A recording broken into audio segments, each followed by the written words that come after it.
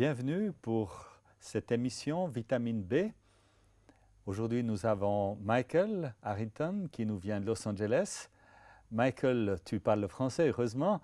Autrement, on aurait de peine à faire cette émission. En fait, ta mère est française et c'est ainsi que c'est ta langue maternelle. Voilà, c'est bien sa faute. Hein?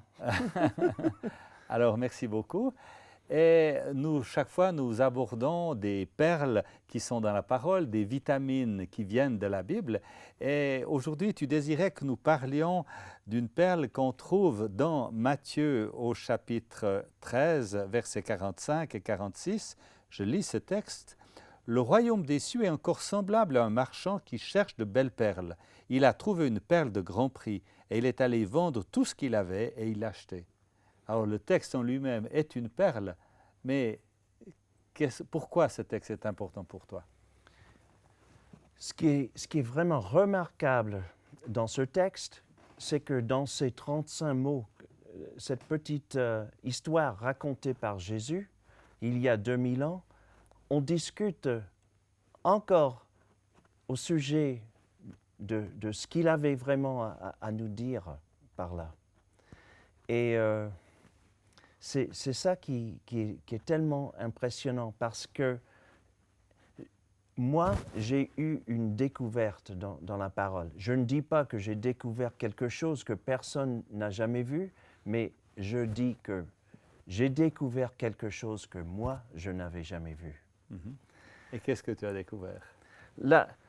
D'abord, la perle, pour comprendre cette histoire, dans les temps bibliques, les perles c'était pas la même chose qu'aujourd'hui. Aujourd'hui, dès le dernier siècle, les Japonais, ils ont perfectionné une méthode de culturer les perles. Voilà. Et donc, les perles n'ont pas la même valeur parce qu'elles sont... on les trouve en plus grande... Elles sont produites pas artificiellement, naturellement, voilà. Mais quand même d'une manière un peu industrielle, oui. Voilà. Dans le temps de Jésus, trouver une seule perle de valeur indiquait que celui qui l'a trouvée avait fait sa fortune, il n'aurait jamais plus à travailler pendant toute sa vie. On dit qu'une seule perle dans les temps de Jésus, que les Romains avaient financé une bataille entière. Une seule perle. Alors, pour quelqu'un qui plongeait dans l'eau, trouvait des huîtres pour les ouvrir une après l'autre, jour après jour, il savait quand même, s'il réussissait à trouver cette perle de grande valeur, sa fortune était faite. Alors, quand Dieu nous parle en utilisant des exemples de sa propre création, il faut comprendre qu'il connaît son affaire. Et alors, qu'est-ce que ça veut dire pour nous? Ce que ça indique pour nous, c'est qu'il parle de quelque chose d'une telle valeur que tout le monde qui entendait cette histoire allait comprendre qu'il parlait de quelque chose qui avait une valeur même plus grande dans le temps de Jésus que les diamants. Alors, nous voyons qu'il y a une interprétation traditionnelle qui nous dit que la perle représente le royaume de Dieu et que l'homme sage va faire le tout possible pour saisir, pour s'accrocher à les choses de Dieu à n'importe quel prix, en comprenant combien est, en comprenant bien la valeur. Et je n'ai pas de problème avec cette interprétation. C'est une bonne chose de considérer le royaume de Dieu à être quelque chose de grande valeur, mais de la même manière que la perle se forme en plusieurs couches de nacre, on trouve qu'il y a encore plus à comprendre et à voir dans cette parabole. Et pour expliquer, je vais retourner à une autre histoire. Pour un moment, on était à Levallois en ministère dans une église il y a 10 jours. Et C'est où ça, Levallois? c'est tout près de Paris. Mhm. Et il y avait un vide-grenier ce jour-là. Alors on a trouvé qu'il y avait des gens qui devaient assister à la culte, mais qui n'étaient pas là parce qu'ils étaient au vide-grenier. Et sûrement, ils n'étaient pas à la recherche de la perle précieuse. C'est seulement qu'ils espéraient trouver quelque chose bon marché là-bas. Mais pour achever un achat, il faut donner à quelqu'un quelque chose qu'il n'a pas déjà. Et je me demande, et je te demande, qu'est-ce qu'on peut donner à notre Dieu qu'il n'a pas déjà? En réalité, on n'a rien à donner à Dieu sauf notre amour. Et j'ai commencé à regarder cette histoire de plus près, et c'est bien possible à comprendre cette histoire en voyant que cet homme qui vient, qui est à la recherche de bonnes perles, qui trouve cette perle de valeur inestimable, on peut voir dans la parole, qu'est-ce qu'il fait? Il s'en va pour trouver les moyens d'acheter, de payer pour cette perle. Qui est-ce qui s'est en allé pour faire cela? Qui est-ce qu'on peut trouver dans la parole de Dieu?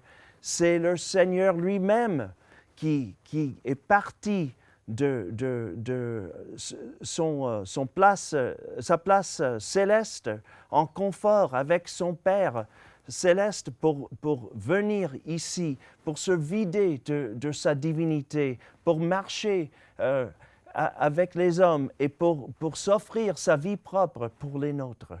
C'est l'amour de Dieu qui lui a poussé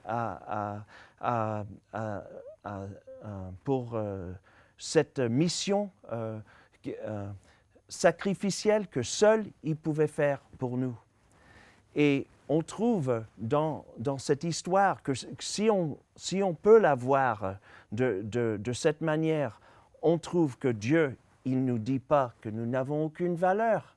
Au contraire, notre Dieu nous indique que nous avons une telle valeur, une valeur inestimable. Notre Dieu, il nous dit que nous sommes créés en son image et qu'il a telle estime pour nous qu'il a envoyé son Fils unique pour mourir pour nous, pour notre rédemption, pour racheter nos vies.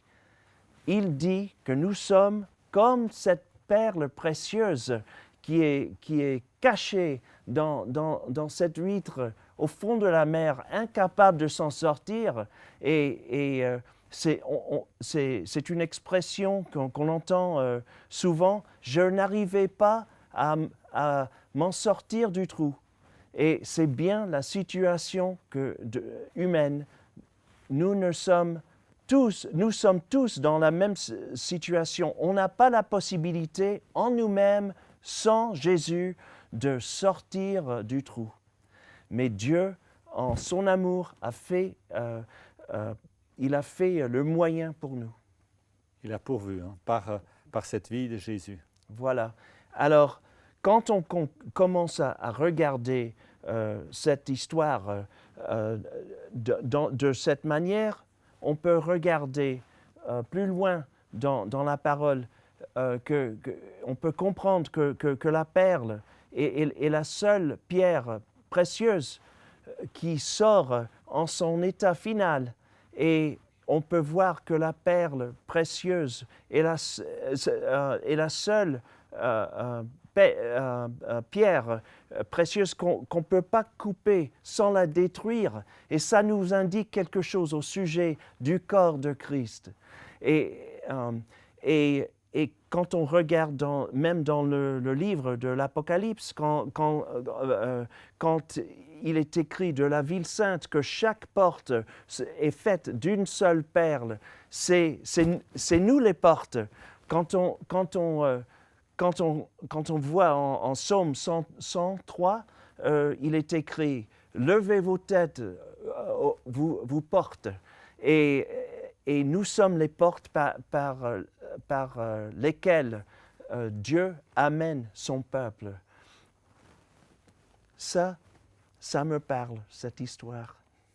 Et En fait, ça nous donne cette valeur que nous avons Oui. aux yeux de Dieu, oui, puisque lui, il a tout sacrifié oui, pour venir nous chercher, pour venir nous acheter. voilà. Et quand dans un culte, il y a 3 jours, j'ai expliqué tout ça et j'ai dit, pour voir comment ça sonne, dis une fois après moi, je suis la perle de valeur inestimable.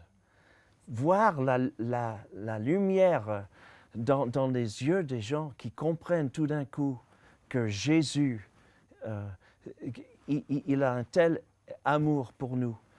Et à vrai dire, si on insiste à comprendre cette parole, dans cette parole, que c'est à nous de saisir le royaume de Dieu, c'est un peu l'esprit non brisé de l'apôtre, de le disciple Pierre, qui a dit à Jésus, même si tout le monde t'abandonne, moi, je ne vais jamais le faire. Parce que, à vrai dire, si on avait en nous-mêmes la possibilité de saisir le royaume de Dieu, pourquoi Dieu aurait-il eu besoin d'envoyer son Fils unique pour mourir d'une telle manière pour nous? C'est incroyable, hein? Ça, Ouais. c'est l'amour de Dieu. C'est l'amour de Dieu. Oui. Et il est bon de se laisser aimer. En fait, une perle qui est abandonnée dans un coin, même de grande valeur, au fond d'un trou, en fait, elle a de la valeur en soi, mais personne ne sait qu'elle a de la valeur. Il faut venir la chercher pour la prendre, pour qu'on découvre la vraie valeur qu'elle a. Et pour nos vies, en fait, nos vies, elles étaient dans un trou sans valeur. Et il a fallu que Jésus vienne pour nous chercher, pour nous prendre. Et alors, on découvre la valeur que nous avons aux yeux de celui qui nous a rachetés, aux yeux de Jésus. Donc, si lui estime que nous avons de la valeur, tout à coup, ça change beaucoup en nous. De savoir qu'on a de la valeur, alors on sait qu'il nous a aimés pour venir nous prendre. Et c'est ça qui peut changer beaucoup de choses dans nos vies, c'est vrai. Merci beaucoup, Michael, pour ce partage, le partage de ce que tu avais sur ton cœur. Et on se dit à une prochaine. Voilà. Au revoir, chers téléspectateurs. À une prochaine.